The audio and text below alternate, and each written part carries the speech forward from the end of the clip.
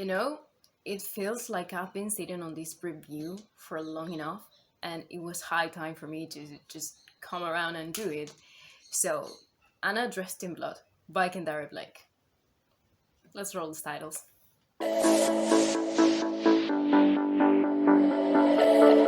Hello and welcome to my channel. My name is Ro, and if you're new in here, thank you so much for clicking on this video. You can subscribe. I post music. Well, I post about music, about books, and about movies, and about TV series, and about whatever I like. So maybe you will like it in here. So thank you so much for giving me a chance, and just subscribe to the channel if you like this video. And if you have come here before, thank you so much for coming back. You don't have half of an idea of how much I appreciate that. And coming from the fact that that has been enough, and you already know who I am, we're going to continue with the topic of this video, which is me talking about a book. And this is a book that I have read several times in my life. Like, I think that it's probably the fifth or sixth time that I have read it. And I still love it a lot. Like, I'm gonna try not to make a mess because every time I pick something up, like, I probably do something stupid and drop everything. So, this is the book that we're going to be talking about, Anna Dressed in Blood. I got this for my 21st birthday. It was a present. I read it when I was 15 years old through a PDF, of course. This is probably one of my most precious possessions because you have no idea how happy I was the day I received this book, because it felt like, oh my god, that's the best kind of gift somebody can make to you, like the one that they are paying attention, that they have listened, that you like a book and they just gift it to you, and it's the English version, which I love it because, I originally read it in Spanish, so I appreciate it a lot. So we're gonna talk about this story. So let's try to find a way for me to not make this long, because we know if you give me way, I'm just rolling. Okay, so before going into spoilers, I'm gonna make a quick summary of what this book is about. The main character is Kaz Anna, and he's a ghost hunter, pretty much. Actually, this reminds me a lot of Supernatural, but we're gonna talk about that later because it has a lot of discussion going on.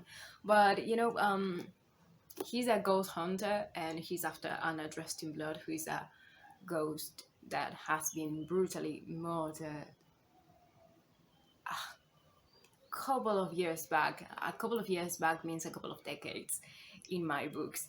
So, anyways, so he's there to hunt her down and kill her, because that's his job. But he finds it very difficult, and then he has to face a lot of bullshit because of it. And it is actually a thrilling story, and it's really interesting. There's magic in it, and there are ghosts and gory stuff, and it's very visual, for being a story that, I don't know, has a 16-year-old in it, because I think he's 16 or 17. I don't know, he's very young, so oh my god, poor kid has to see a lot of bullshit. So anyways, it's a very interesting story. There's a little bit of romance that I'm gonna talk about that later, but I don't know, Kaz and Anna has been like two of the few people I've ever shipped in my life, which is very weird because I don't like shipping. We're gonna talk about that later also.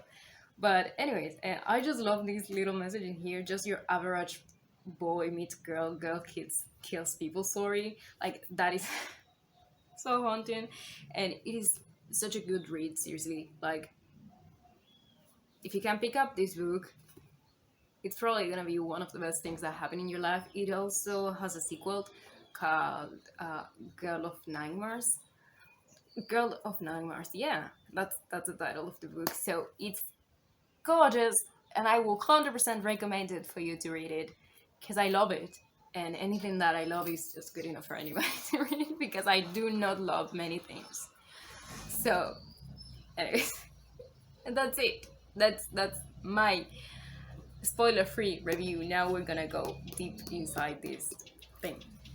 now I'm gonna try to leave the book in here and not mess up because I know that I tend to do some bullshit and probably I'm gonna drop it at some point. But if that happens, we're gonna laugh a lot. We are. So the thing is, now I have to talk about this book, and oh my god, the things that I have to say because it is this is gonna be long. There is no way for me to make this short enough because there's so much that I want to discuss regarding this book, and I've always wanted to talk about this book with everybody. Like I gave it to my best friend so she would read it, and I could just fangirl about it with her, and she forgot to read it. She had it for 2 years and she forgot to read it because she was really busy with other stuff. And I understand her because in 2 years I have read like 5 books because, yeah, I was busy as well, school stuff and all that. So, of course, she didn't read it. She didn't read it. Here I am making a YouTube video because I read it for the fifth time in my life because I needed to talk about this book, and now I'm coming to the internet so we can discuss it together and we can just fangirl about this because this is a very good book. And I don't know, even even so many years later, this book came out in 2011, and it's been a minute. I mean, like, it's been 10 years since this book came out because we're in 2021. Fucking god, it's been a long. So I found this book when I was around 15, so I was like, it was probably to 2012 when I found it, and I really really loved it. I read it originally in Spanish, so the story was different for me the first time I read it because everything in a different language is completely different. I mean, like, the story is the same, like the characterization is quite, it changes a little bit, because neutral Spanish is just bullshit. And yeah, then reading it in English was probably the best thing that happened to me. Anyways, that's not what you came here for. So we're gonna talk about the story. So our main character is Kaz. His entire name is Theseus Casia Lowood, and it is a hippie name. They actually joke about that, especially with Carmel. Carmel, who's one of my favorite characters from the book, and we're gonna talk about her later. But they have an exchange, like, what kind of parents call their name Carmel, and she's like, what kind of parents call their kid Theseus Cassio, and he's like, the hippie kind, exactly. And that is just a beautiful exchange between them, and that's, I don't know, best friendship ever. So I don't know why I'm spoiling that so ahead of time. I've already started doing that thing in which I just divert myself to places where I shouldn't be and I don't do anything linear, So, anyways, let's go with these again. So, the thing is, Kaz is a ghost hunter. So he goes about the country and he kills the dead. And he has done this several times, and he achieves it by using his father's athame. So it's a very special knife, a magical one that his father left for him so he could kill the dead. And that concept of killing the dead, I think that it was one of the first things that drove me into this book because I was like, that fucking slaps. Like, that's the kind of book I want to read because I really like, the whole topic. Like, my first story was about life and death. So yeah, the first ever story I wrote. So it makes sense for me to like this kind of stuff because I like it dark. So anyway, it was really calling to me, and there's I found this book long before I even found Supernatural, even though Supernatural came out in 2005 and this came out in 2011, and this book, when I was reading it, it reminded me a lot of Supernatural, so I loved it even more than the first couple of times I read it because, yeah, that's what happens, you just come to love things because of relation, but we're gonna talk about later. So we're talking about general story because that's what I really care about. The thing is just impressive, and the way in which it is, everything is just displayed. I feel like it is just such a greatly told story, because we've got Kaz who kills goes, when he goes about, he comes to Thunderbait, which is a place that it's in Canada and of that. So this is the first ever novel that I've read that it was like based in Canada. Like that was crazy to me back then, and it's crazy to me still now because everybody always speaks the United States, and I'm just over here like I'm from Buenos Aires, so I'm just here like, why is it always the USA? So he goes to his town because he has to meet Anna. And by meeting her, I mean like he's hunting her, because he received a lead about her, And this is a very curious case because she is like a problem because she kills everyone who gets in her way. And it's pretty gory. Now, let me stop saying stuff that doesn't matter so I can get on with the point of what the story is about. So, he chases Anna, so Kaz and his mom get to Thunderbait. And his mom is a kitchen witch, a white witch, so it's interesting.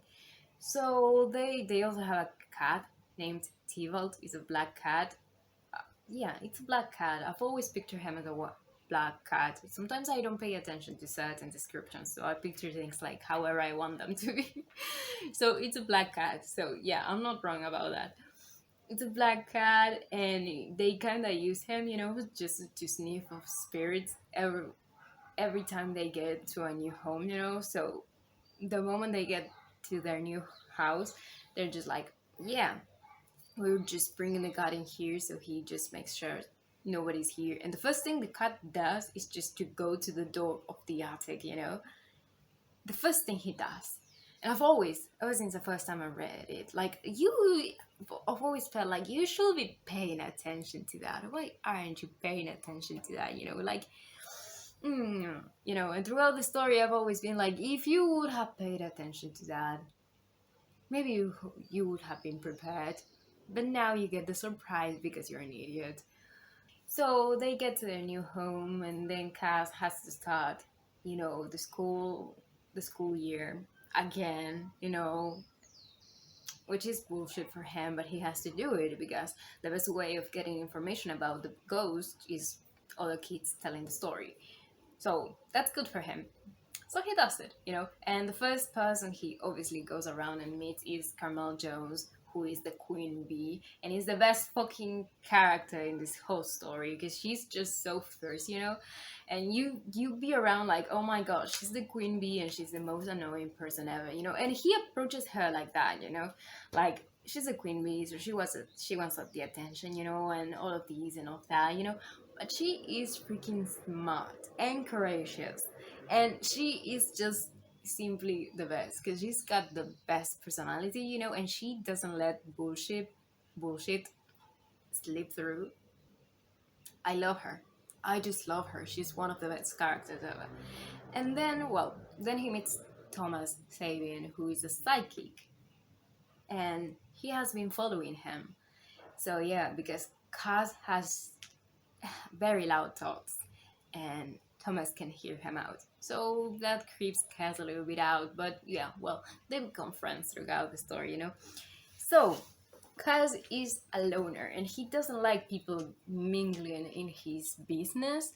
So he's just like, yeah, I don't care that you know anything about me or what I do, or whatever you think you've seen in my head, but I I do solo work, so better stay that way.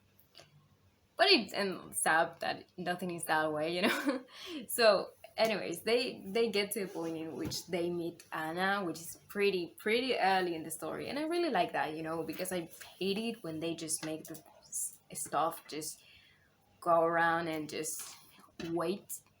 And yeah, I wouldn't have liked it. I would have liked a little bit more of development now that I've read it again, and that I'm more critical than I was when I was younger.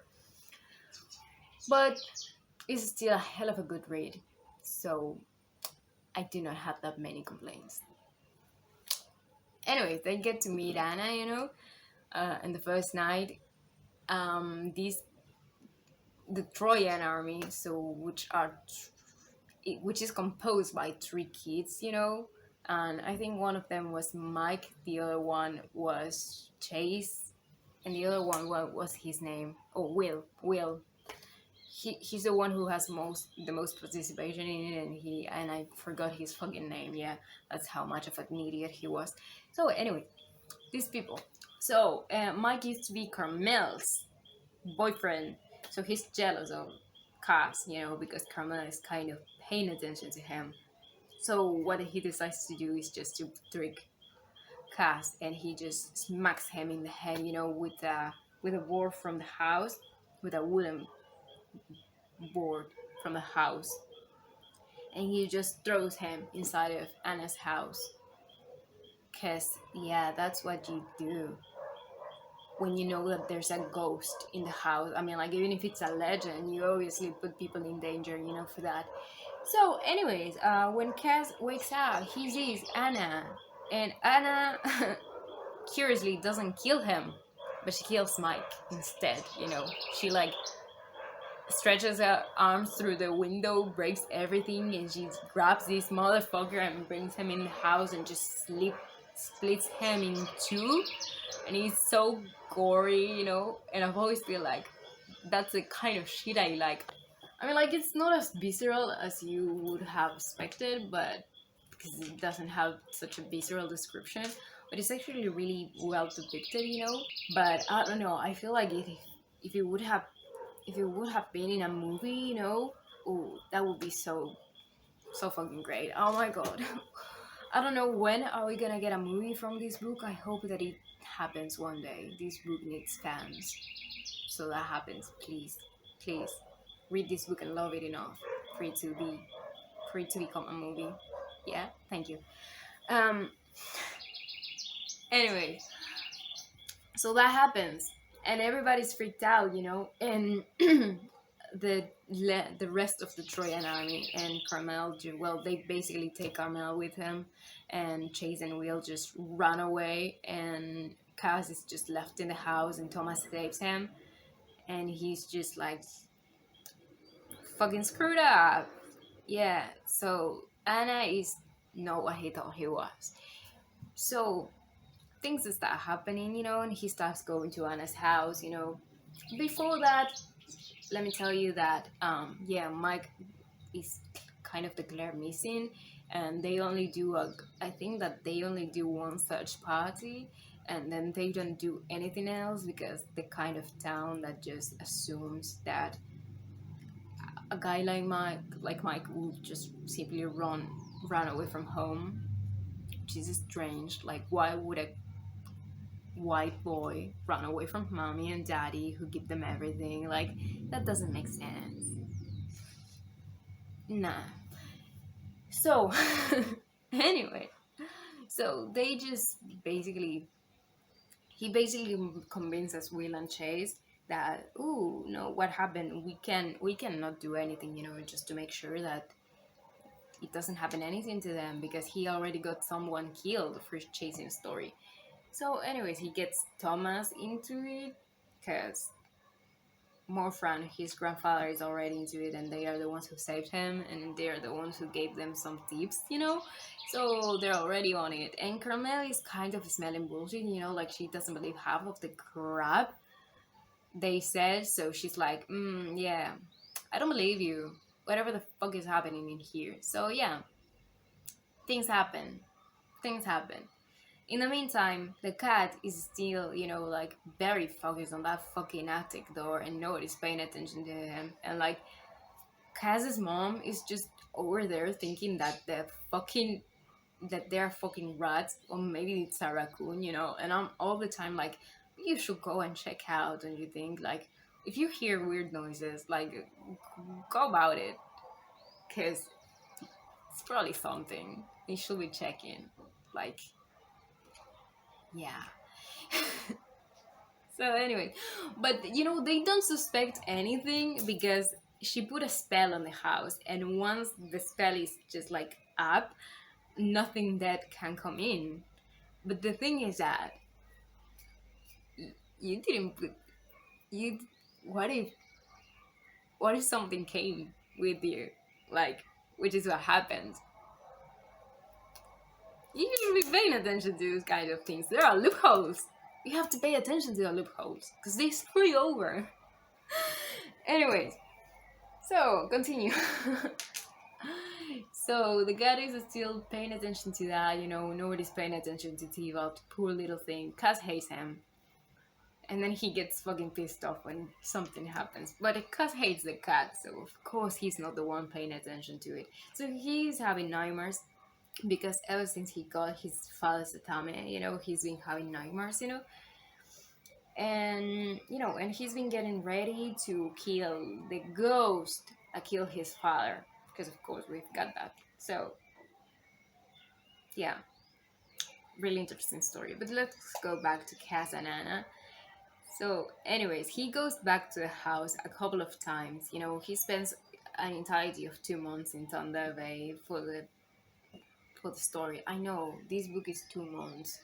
I feel like I said, there could have been a little more of development, because I would have liked to see a couple of scenes, at least 2 more scenes, just to make something more believable, because I have questions about a couple of stuff, but we're gonna talk about that later. Yeah, so I want to finish this story. So that's what happens, he goes meets Anna, he starts liking her, he understands her, and yeah, let's ignore the noise in the background. And she cannot kill him, for the love of herself. She cannot fucking kill him, and she doesn't know why. But the only thing she knows is that every time he comes into her home, she doesn't feel like killing him, which is very weird, because every other person that comes in, she cannot come around to kill him, which is strange, because every other person that comes into her house just gets freaking ripped to shreds, because that's what she does. And there's a beautiful scene that I feel like, seriously, if they ever make a movie, I think that this will be the best fucking scene in the entirety of the movie, because Cass comes into the house, and instead of just stepping on the first floor, on the ground floor, he goes, like, he jiggly falls down, like, all the way to the basement, and it's, of course, it is an illusion, but it's fucking amazing, because he just goes ahead, and everything is just invaded by this kind of eerie gray light, and I feel like that would be such a view, for a movie. I mean, like, when I read books, I make a movie in my head. It happens the same to me when I write. So of course I want to see this in a movie, because it will be amazing. So please fucking love this book so we get turned into a movie. There's this fucking scene that's just great, it's just visually, it's just amazing, because he gets trapped in the basement, and there's the ghost of Mike, hanging in there, and there are other corpses, and at some point the basement starts being filled with this slimy water, that he's just trying not to basically drown in while he's trying to get out of the basement, and there are a whole bunch of corpses inside the basement, and in this water, it's crazy, and I don't know, the image of that is just, it's just impressive, and I really like it. And then he comes out, and of course he's not wet or anything, because it was a fucking illusion, and that's actually one of the days in which they have a pretty fun conversation with Anna, and he's just like, you are so fucking powerful, you are like the goddess of death, and you're just acting up like you're just a simple poltergeist, like you can do better than that, whatever the fuck that was, you're just kidding, and she's like, yeah, you're just pulling your punches with me too, because you think that I don't realize, and he was like, yeah, you're right, and like, I don't know, they have such a beautiful bond, and when I was younger, and this is the part in which we talk about this, so yeah, let's talk about Kaz and Anna. So when we get to talk about Kaz Anna, they have little development for my liking, like he thinks a lot about him, but he spends far more time with the other guys. I mean, like, this is my only problem with the book, especially now that I've read it, like for the fifth time, and like I'm 24 years old, and I'm far more critical than I was when I was 15. So when I was 15, I just loved, the romance around it, because I felt like, oh my god, yes, they're so cute together, like it's this kind of impossible love, and I really like impossible love, like it's probably my only kind of love. Yeah, it is. And the thing is that I really, really like them together, because I like her because she's awesome, she's a very sweet child who has been brutally murdered, and now she heals people. So that's crazy, and she's so powerful, like she's literally a goddess. She's amazing. And he's just like this kid, broody, moody kid that, I don't know, felt fitting for my 15 years old self to like avoid like that. But now he's very common, like in fiction. But I don't know, he's really cool still, because he's just like, got he's the worst actually, because he's so cynical towards everything, and he's just like moody about everything, and he hates everything that you throw at him. He's just like, he's really fed up with life. He's just so funny to me. I mean, like, he's such an interesting character. I would have liked to see so much more of him. I mean, like, I've read 2 books of him, but I would have loved to see him grow up, like go around in other sorts of stories. Cause, dude, dude, he would have been so fed up by 22. Would have been so hilarious to me. Anyways, so the thing is that they didn't have enough development, at least not as much as I would have liked to, because they are actually like, they have so much space, and like I tell you, they spend kind of like 2 months in Thunder Bay, until the end of this, and he's like, yeah, I had only 2 months with Anna, but I feel like it's not enough, when you read it and you're just paying far more attention, I feel like it's not enough development. Not like 2 months is not enough. I mean, like, there isn't enough of them in the pages. I would have loved to see so much more, because then you get to the end, they kiss and things happen, and he realizes that he's in love with Anna. And I was just wondering, like, when did you have time to fall in love with Anna? Because, like, what did it happen overnight? Because, like, you two shared like 2 or 3 conversations, and in most of them you were accusing her of killing. So what made you fall in love with her? Because I don't it doesn't make sense, and I feel like some conversations are missing from there, and I've always felt like he had so much more chemistry with Carmel. I mean, like, it's fitting, for him to end up with the queen bee. I mean, like, I love Thomas and Carmel, don't misunderstand me, but I feel like he had so much more chemistry with Carmel. Even though it's a friendship, it's a beautiful friendship, and I love it, like, seriously, best friendship ever. But I feel like he had so much more to share with her than with Anna, and that's something that now that I'm like older kind of bothers me, because I really ship them a lot. I mean, like, Anna and Kaz are like endgame if she wouldn't be dead. That would be awesome.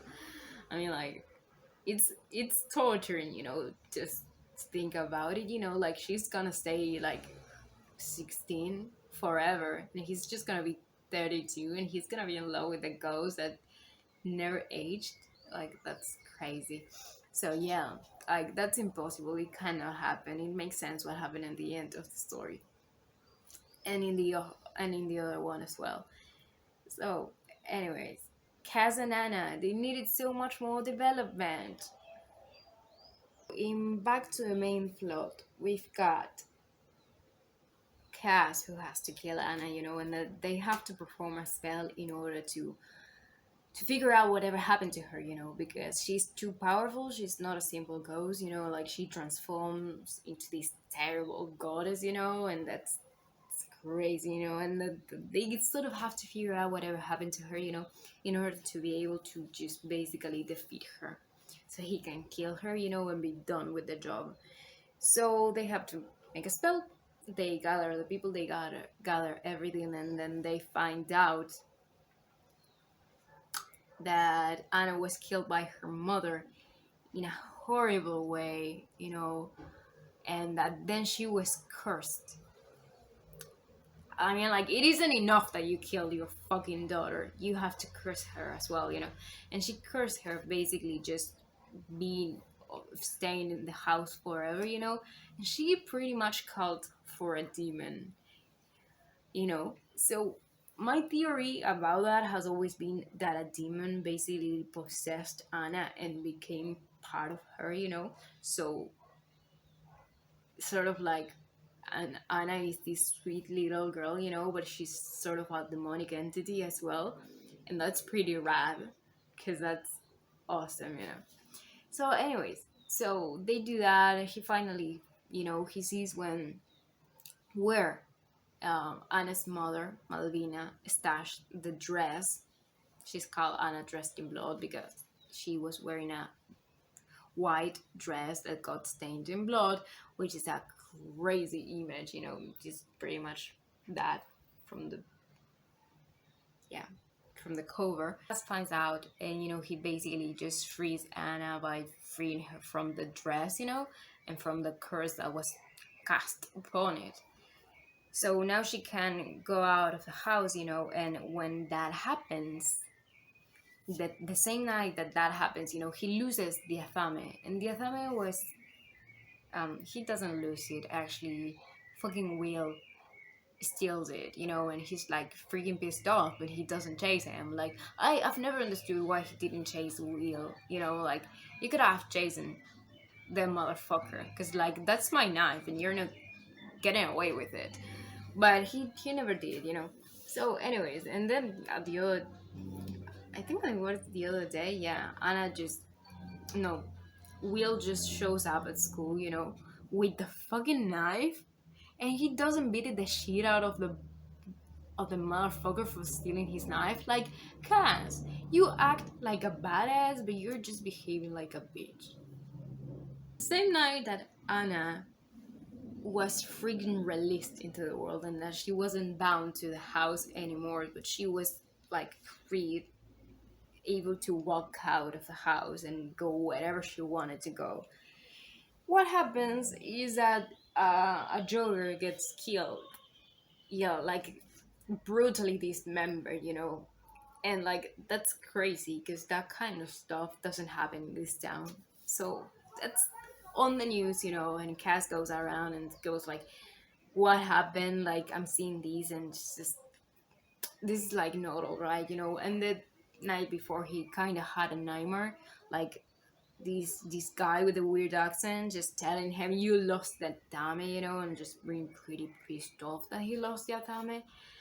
So things, stuff happens, and he just goes and confronts Anna, and he's just like, you killed somebody, like, it was you. And she's like, no, I spent the entire night in here, like, why would I kill somebody? I don't like doing this, and all that.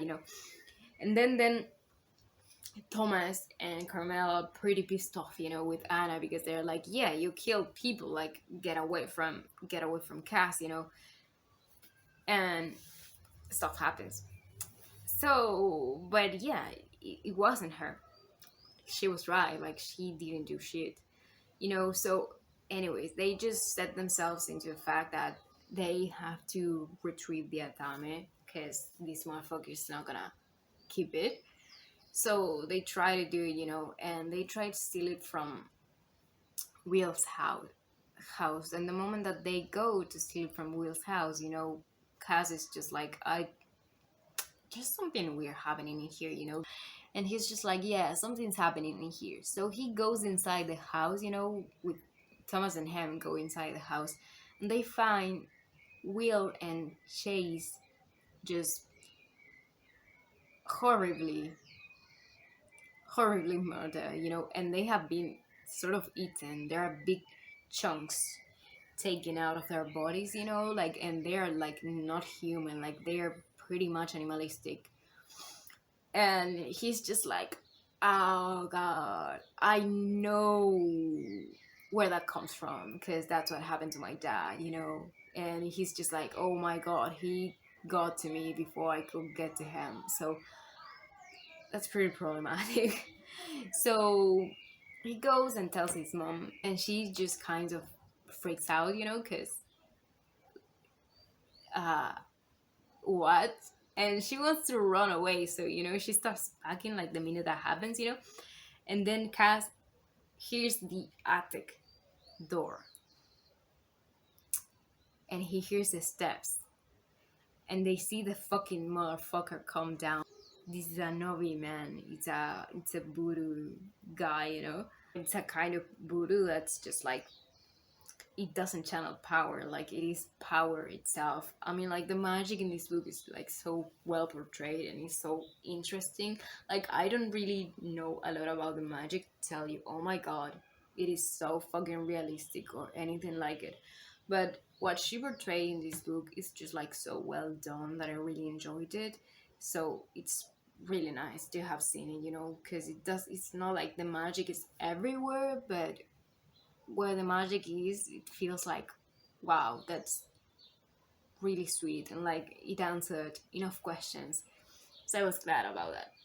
He has a horrible aspect, and I kind of, I picture him sort of like a boogeyman, like, and he has like his eyes are sewn together, and the only thing he can do is like smile pretty hopeful, and he's just got like a black serpent on his fingers, and then this motherfucker just goes around and tells Kat like I retrieve the fucking knife that you fucking lost, and then I've been on the cat on the attic eating cats, and Cass realizes that he fucking ate Tivo, and he's just like, you ate my fucking cat, and that's the moment in which he reacts, but everything turns sideways, and Anna is outside waiting, and because there's a spell on the house, she cannot come in, and she cannot fucking help.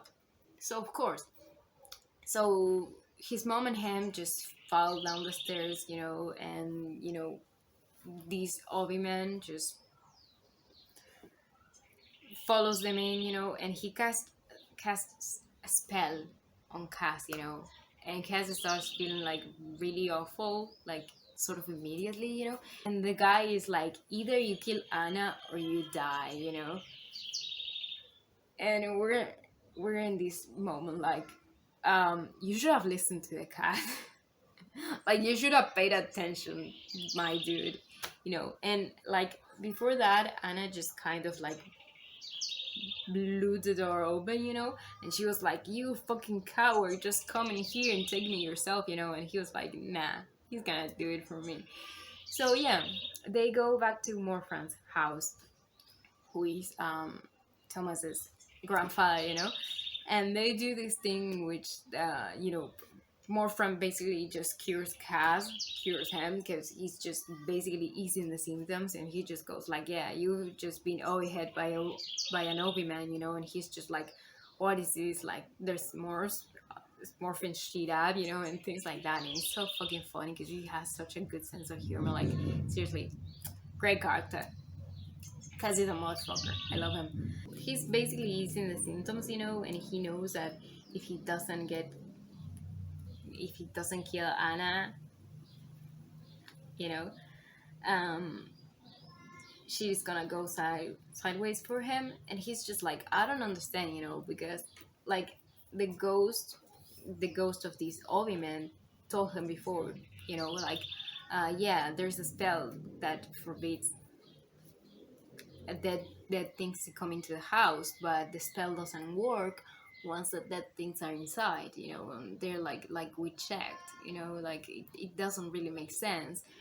And then everybody's just like, yeah, that there was a reason for that atame to be so powerful, because now this freaking Obi man is tied to your atame, and he has been feeding from every single fucking ghost that you've been killing with it. So of course he wants it, because you've been killing without atame, and like you killed 22 ghosts, so you fed him 22 souls, and now the ghost obviously wants Anna because Anna is basically power for him. So, whew, things are getting heavy, and like he's so fucking, he loves Taratame with his life because it was his father, so of course he's going to love it. And now it's just became the thing, that he's just like, so they have to plan a trap, and just to kill this motherfucker, in which basically Anna is the bait, and a whole bunch of stuff happens, and Cass gets really, really beat up in that, ribs broken. Carmel gets really hurt as well because she gets her leg like pretty messed up. A whole bunch of stuff happens, and it happens in Anna's house. In Anna's house, yeah. And you know, by the time this happens, Anna's like, "Yeah, I'm not gonna let you kill these people." Kiss. So she just opens up what I think is a pit of hell. I like to think about that. I don't know what other people would think about it, but I feel like because of this thing that she has some sort of demonic power, she can open uh, doorways to hell, and I feel like she just dragged this motherfucker to hell, and that's just amazing. And it's pretty awesome. I think that will be the second scene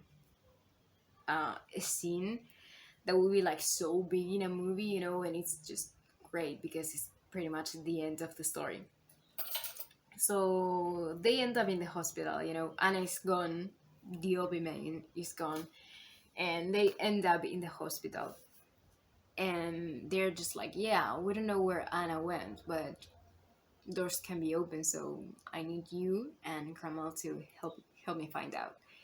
So, anyways, so then the second book happens. I do not remember a lot about the second book because I haven't read it in a long, long time, and I didn't read it, to do this.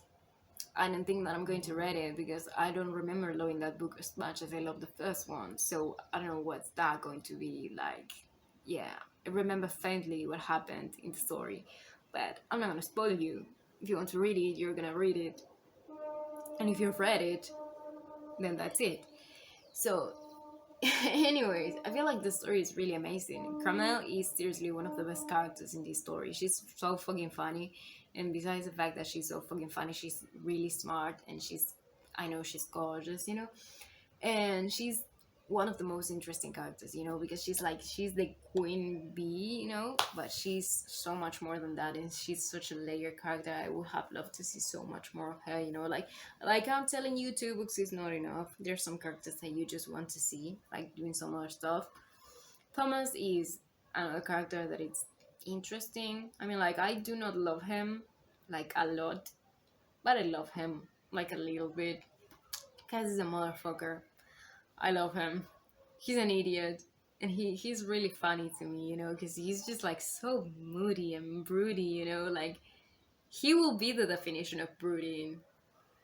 Like, yeah, he will be the definition of brooding. Oh my fucking god! The other day I was thinking about that. Like, he would definitely be it.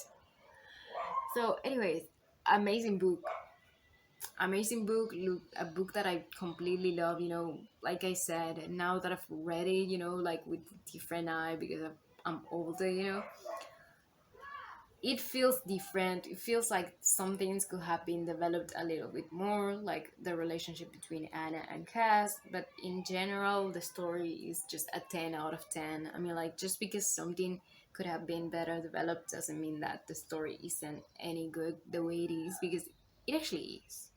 It's really good. I've loved it at 15. I think that I read it back when I was 17, and now I'm 24 and I still love it. And I don't know, this is just too good of a story. No, I read it back when I was 21 as well, because that's when I got the book. So yeah. um I don't know, a book that I will 100% recommend and that I really like to talk about, because there's so much, and I really feel like, I don't know, people could easily fangirl with this. I don't know. I've been through Tumblr, you know, and especially through Tumblr because I feel like that's the one place where you can actually find people talking about this book. There are not that many people talking about this book, and it's crazy because Kendare Blake is a pretty well known author, you know, and that people just haven't gotten into this book because they have gotten into the Queens. I don't remember the Three Dark Crowns series, you know. I mean, like I have to read these books, and I am sure that they are great because Kendare is great. But I cannot believe that people is missing out on this masterpiece. uh, Seriously, such a good book. I love it. People should be reading it. A movie should be made at some point. Please make me happy. Make a movie. And I feel like I've talked a lot of bullshit and I didn't say a lot, you know. But I don't know. Just just a book I love. And that's it. So I think that's my review. Anyways, I would love to know what you think about this book if you've read it in the comments. So if you're so gentle, please write it down because I'm really going to be reading you. Like I really like to read people's thoughts on stuff. So yeah, I would like to share that, especially because the whole point of making this video is for me to fangirl about it. Like, yeah, please do so. Anyways, that has been it for today. Remember to subscribe to the channel if you like the video. It's really long, so I don't know. Maybe you don't. And well, I'll see you next time that I post a video in either one of the things I do. We don't know what's going to be. I don't know either. Always remember to be positive, kind, and curious. And that is my cue to leave. There's a lot of mess in this neighborhood, seriously.